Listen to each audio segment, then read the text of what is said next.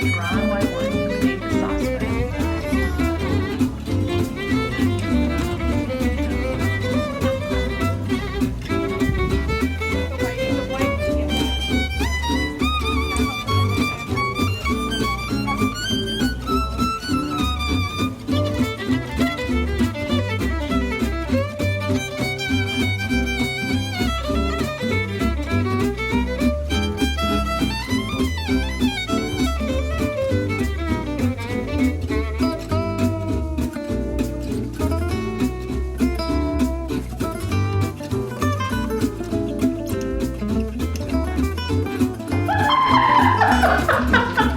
All right, I will clean that up later, but here we go.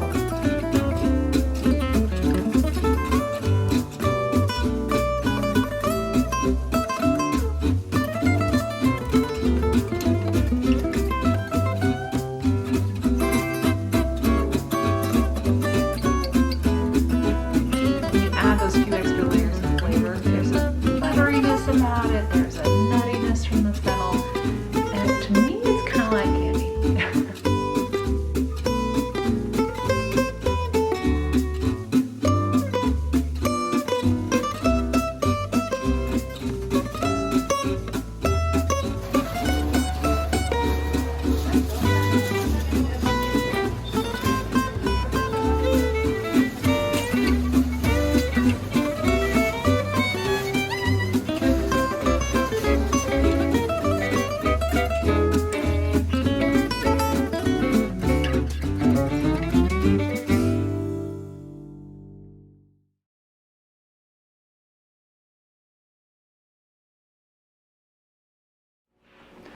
Welcome to the Simply Luxurious Kitchen and welcome to my kitchen. Today, I am actually so excited for today's episode because we are going to make something that I have been enjoying, my goodness, for over 15 years, every single day that I do not indulge in dessert.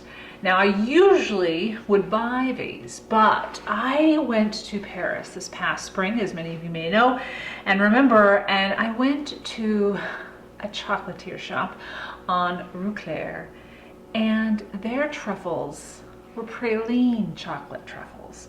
And there are, as we know, so many different types of truffles out there, but the praline truffle had me with its first bite. And I honestly probably have had it before, but not in Paris and not a French one. Praline is simply when you, we're going to do this in a second, caramelize sugar. So you melt down granulated sugar. Then you pour it over typically almonds, but you can do hazelnuts. That's what we're going to do today. You let it cool, and then you grind up the candied almonds into really fine pieces. Now you can completely emulsify it and turn it into marzipan or almond paste with regards to the the caramelized sugar. But we're going to just grind it down just enough so it has a little bit of crunch in your chocolate truffle. But you'll say, wait a second, this isn't just nuts, it's something else. It's a praline bite. So we're going to make praline chocolate truffles today so you can enjoy one every single night or whenever you want to, just to indulge in a little bit of dark chocolate and savor, bringing the day to a beautiful close. I have a bunch of these now in my freezer and a handful in my refrigerator for my evening enjoyment. And they're really simple to make. That's a beautiful part about this. So let's get started. First, I'm going to caramelize the sugar.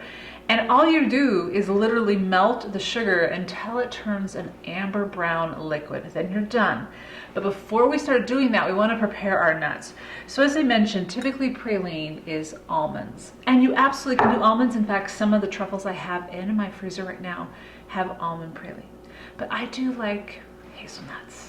Coming from Oregon, I might be a little biased, as we have a lot of filberts or hazelnut trees here typically in Willamette Valley, not here in Bend, but they're very easy to find here in Oregon. So you want about a half a cup to a cup of almonds, and they need to be roasted already. These are already roasted, okay? And how you roast them, you can either do them on a skillet on low heat, dry pan. Typically I use my cast iron skillet.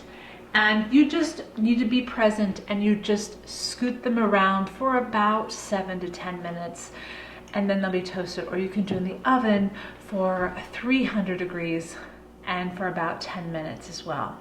But these are roasted, makes it a lot easier. You can also just go buy roasted almonds or roasted hazelnuts. Now, if you prefer pecan praline can be done the way I'm going to do it today with granulated sugar. Or there is a traditional pecan praline that's using brown sugar. So it's even more maplier and sweeter and decadent. So it's really up to you what you want to do. But we're going to use today hazelnuts and granulated sugar. So I have my pan here, line it with parchment, and pour approximately, as I said, about a half a cup to a cup.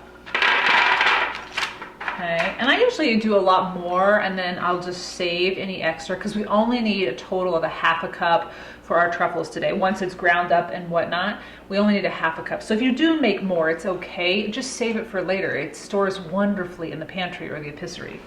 Okay, I'm just gonna use it all. Okay, that's ready. And I'm just gonna leave that there. Now what we're gonna do is get our sugar going. And here's where you want a cup of sugar. So take a cup of sugar. So over medium to low heat. And you'll want a spatula, a rubber spatula. You're gonna want to stay fairly close and present during this entire time. You don't want it to burn. If you keep it on low heat, it won't. You can walk away for a minute or two, you're gonna be fine. It's going to take a while to get started, but eventually, as I'll show you, you're going to love to watch this. It reminds me of when I was a kid and I would play with, oh gosh, goop or whatnot, and it would just kind of form in a fun way. It just entertains your eyes, and eventually it turns to liquid. We are liquefying essentially sugar, which is caramelizing it. Yes, you can do this some seemingly fancy thing that's really not that fancy and very, very simple. So let's caramelize our sugar. So as you can see in this video, the sugar is melting and it's starting to turn a really light color of amber. It is almost there. You want to not leave. Do not leave this pot, because it will turn to liquid fairly quickly. Again, it's not medium to low heat, so it's not going to go super fast, but you don't want it to get a too dark of brown. You want a deep amber, but not a dark brown. You don't want this light color, definitely not, but you don't want it to go too far, because as soon as it's ready, as soon as it's the color you want, you pour it onto your almonds. Now, as you can see here, I still have a few white chunks of sugar. Don't worry about that. Don't worry about that at all. But you want to make sure you get rid of them. So turn the heat down and keep stirring so nothing burns. And they will eventually melt and you will get the color that you still need, but you will also have a beautiful amber liquid.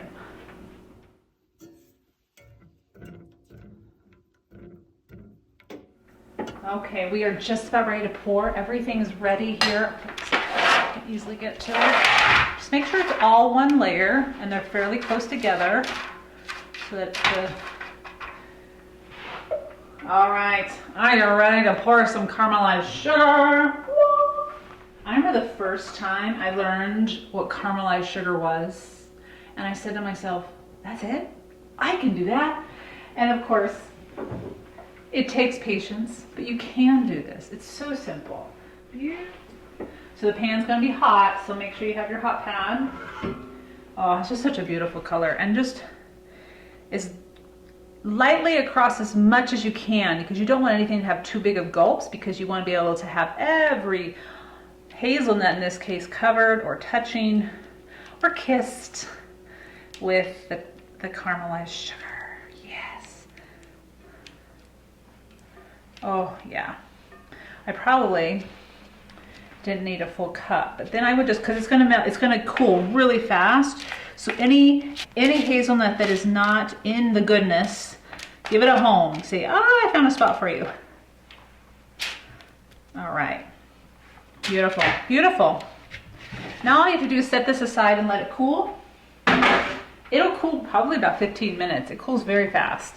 That's the beautiful part about making praline. It really doesn't take that much effort, and as soon as you've melted it, it happens fairly quickly. Okay, now since we have made the caramelized sugar and put it on top of our hazelnuts that will become the praline, let's melt the chocolate and get it ready for the praline to go into it. It's very simple to do, and the key thing is high quality chocolate.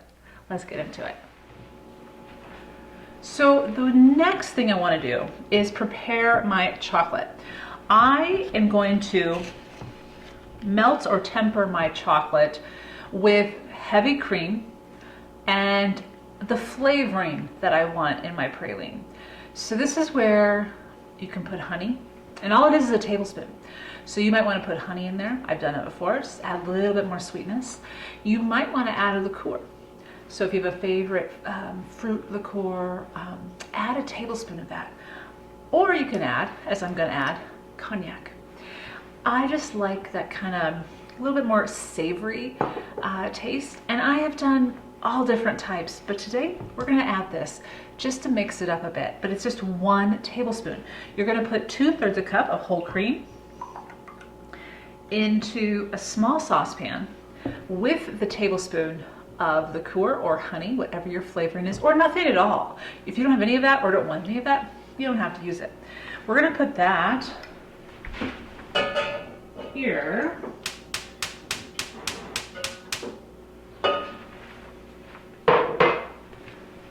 A tablespoon.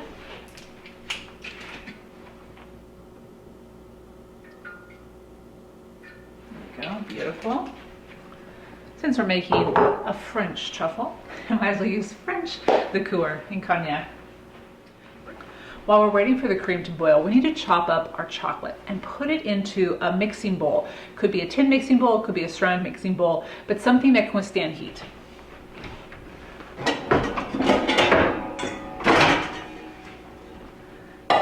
You want a dark chocolate here.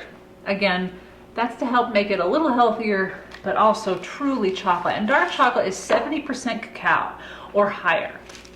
This is right on the nose. Technically, they call this bittersweet dark chocolate, but I want 7 ounces of this chocolate. This is my favorite cooking chocolate or eating chocolate because I put this in my hot chocolate too.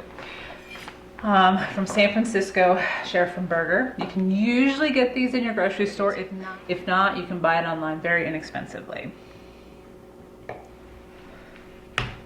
So I'm saving the one that I don't need, the 2 ounces I don't use. And this is key. I want to make sure that my chocolate pieces are not too big because they're going to have to melt in a short amount of time because it's all dependent on the heat of the whipping cream. And if they're too big of pieces, it'll take too long to melt them. So rough chops, yes, but not too rough. Okay, so this is all chopped. I may have actually used too much. So there we go. As you can see, they're rough chops, but they're not huge chops. So go ahead and put your chocolate into your mixing bowl. All right. That cream is just about ready to boil. All right, so this has been boiling now, and don't let it keep boiling. Just as soon as it comes to boiling, bring it over here. You want all of that heat and put that in your chocolate. I put it all in at once, and then with your whisk, just quickly start whisking. Oh, I can smell the cognac. Yum! And see how it's already started to turn into chocolate ganache. Oh, yes, please, bring it on. And then just go until everything has been melted. It's gonna get nice and chocolatey, shiny. That's what you want. Oof, yes. We are just about there already. See how quick that was? Now, one thing you're gonna wanna do before you start doing the melting of the chocolate, and I should have mentioned this earlier, is make sure your unsalted butter is left at room temperature because you need, as I do now, 1 tablespoon of unsalted butter. That goes in after the chocolate has melted, but just after. I mean, you still want that residual heat of the cream to melt the butter in there. And you're just making sure that everything is mixed. And I will share one secret too. If it gets cool and things haven't mixed together yet, there's still some chocolate chunks, all you need to do is use the pan that you had the cream in. Put about an inch of water. Basically, you're turning this into a double boiler. Put this on the stovetop. Bring the water to simmer. Place this on top and mix. And that residual heat, that's not direct, the indirect heat, and that indirect heat will melt enough so you can mix it all together. So don't worry if it gets cool and it hasn't melted everything yet. But this one has. I'm so happy. It doesn't always happen like this for me. Now, since I already have had my pralines crumble, I guess you could say, in my epistery in my pantry, I'm just going to add it to my chocolate now. I will continue to show you how to make the praline. It's so simple, but I want to get this into the refrigerator and let it start cooling because we can't form the truffle balls until they've been refrigerated for a decent amount of time. So I'm going to pour all of this in. This is about a half a cup. Yeah, get all of it in there. There we go. Stir it in. And you're going to want to add as much or as little as you prefer in your bites for your truffles. So the first time you do this, you may realize, oh, I added too much, or oh, I didn't add enough. Just make a note. Again, this is 7 ounces of chocolate. I add a half a cup of the pralines to that chocolate. And you can also flavor it with a tablespoon of either honey, liqueur, or cognac. All right, beautiful. You can even taste it if you want. I just love that chocolate. So what you want to do before you refrigerate it is just set this aside. So maybe you are making a praline. Set it aside for maybe 30 minutes. Just let it come to room temperature. Let that chocolate fully cool. And then stick it in the fridge for at least a couple of hours. Some have advised putting it in all overnight, so for the next day. But I've done it for just a couple of hours and it's exactly what you want. So it's up to you how you want to do that.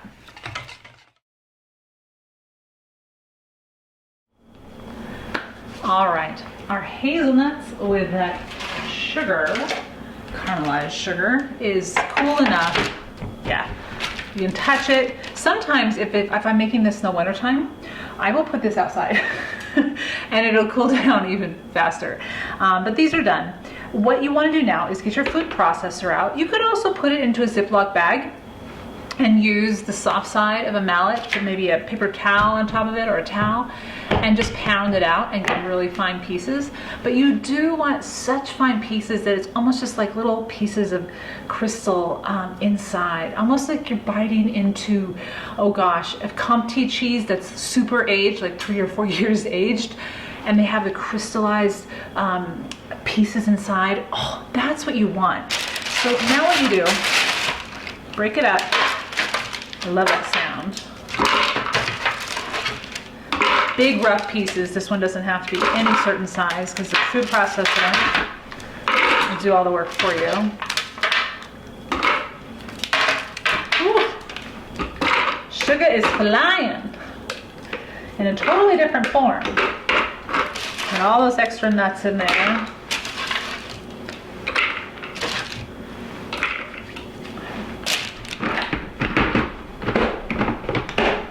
And pulse it until the consistency that you want. The one thing you want to be careful of is if, say it's as fine as this. This is actually exactly what I want. I'll show you. See that piece?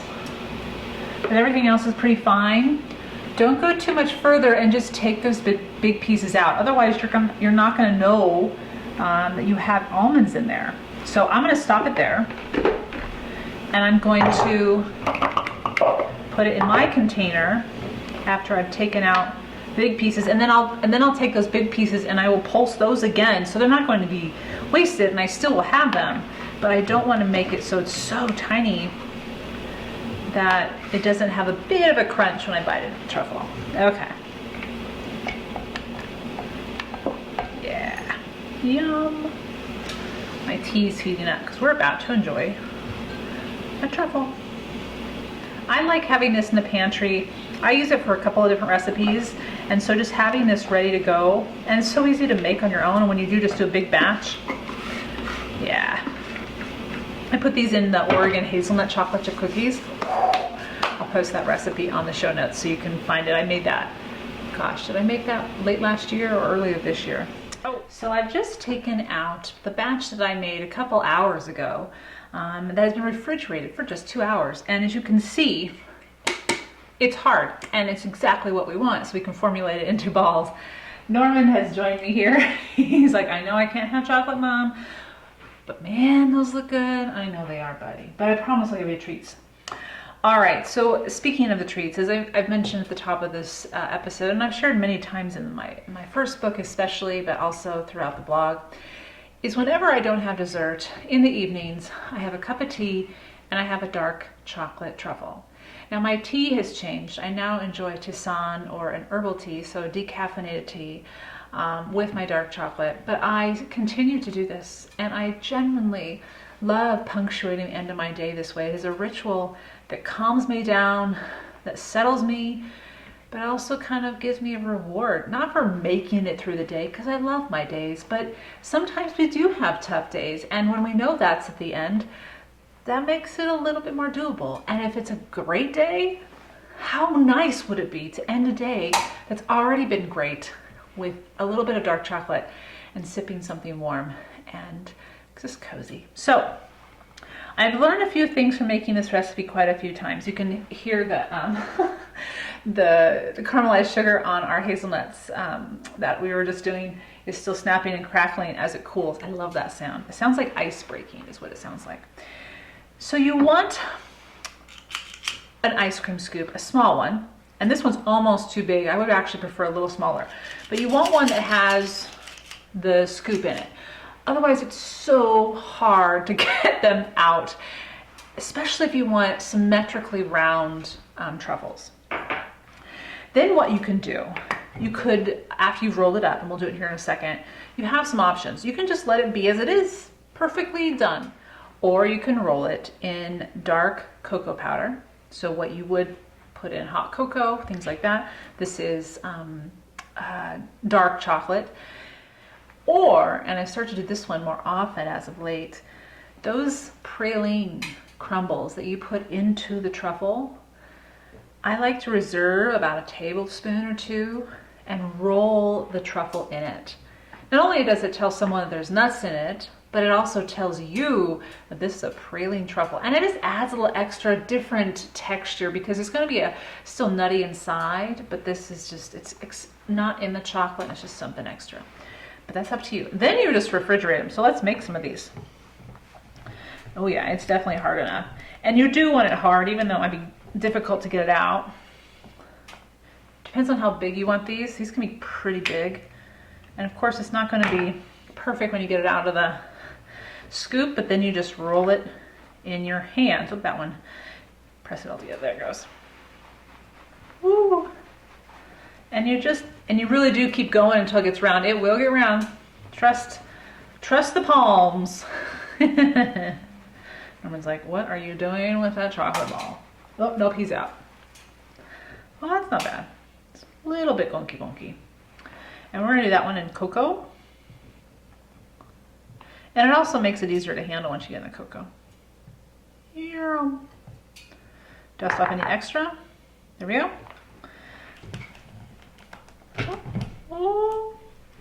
Oh, I love seeing all the pralines in there. Those little white nuts waiting to just surprise you when you bite in. And that was what was so beautiful and delicious when I bit into these. I didn't know they were praline truffles when I bit into them. I just thought they were dark chocolate truffles. And here's a picture of the store we were in on Rue Claire, the chocolatier shop. I bit in, and I think they made theirs out of milk chocolate, which is totally doable. I mean, that you pick your favorite chocolate. Oh, that was a treat. And then you bite in, and you bite into those little nutty, sweet praline surprises. Oh. And then you just roll it in the nuts. Yeah. You could also cover it like that. There we go. I'm gonna keep making these because I'm gonna store these in the freezer so I have a month or two's supply of chocolate here for me. And when I come back, we'll take a bite. One of my favorite tisane teas or herbal teas is from Le Plat so the Tea Palace. And this one, they have a bunch of them. This one's number 40, this one's number 74. But they have a lot of them. This one has, let's see, chamomile, lime flower, and orange blossom. I don't like sweetness in my tea too much, but that is just the right amount of savory and subtle sweetness. So get my tea. All right, so the best way to eat chocolate truffle is to let the chocolate come to room temperature. So you're gonna be refrigerating them probably as far as where you're gonna store them, unless you put them in the freezer. But then you still wanna bring them to room temperature. You want to not necessarily have a crunch, because you're already gonna have a crunch with the nuts, that's not gonna change. But you want a nice, easy to bite into piece of chocolate. So let them come to room temperature. What I usually do is as I start to boil my water, I take out the truffle that I want and I set it down and on its little plate and get it ready. In fact, I'll show you my little plates. I think you may have seen these before in many of the pictures. They're just ones that I also use for my, my tea bags. So I will put my truffle, ooh, we're gonna do a big one. And let it come to room temperature because you have the boiling time and then you have the steeping time. And once all of that's done, usually your truffle, because it's so small, the bigger they are, the longer it'll take to get to room temperature. And the day is done. And let it end and savor. And oh, I just saw a butterfly dancing around in my bird garden out there. Oh, that was kind of cool. That was kind of cool. He's out. All right, I'll wait for my tea to steep and then we'll dive into this. It is time to taste. Okay. Mmm. Mmm. Mmm. So good. So good. Because it comes to room temperature, it almost just melts in your mouth. I love that. I love that. Pair that with a cup of tea.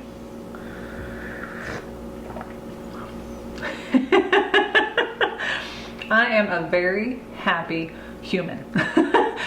I hope you give this a try. I think you'll be wonderfully surprised and delighted that you can make your own French praline chocolate truffles. Add whichever chocolate you prefer. Mix up the liqueur or no liqueur at all. Don't add nuts if you don't want nuts. This is something you can do and have to savor whenever you need to bring the day to a pause. May you enjoy your day, enjoy your food, and enjoy stepping into the kitchen.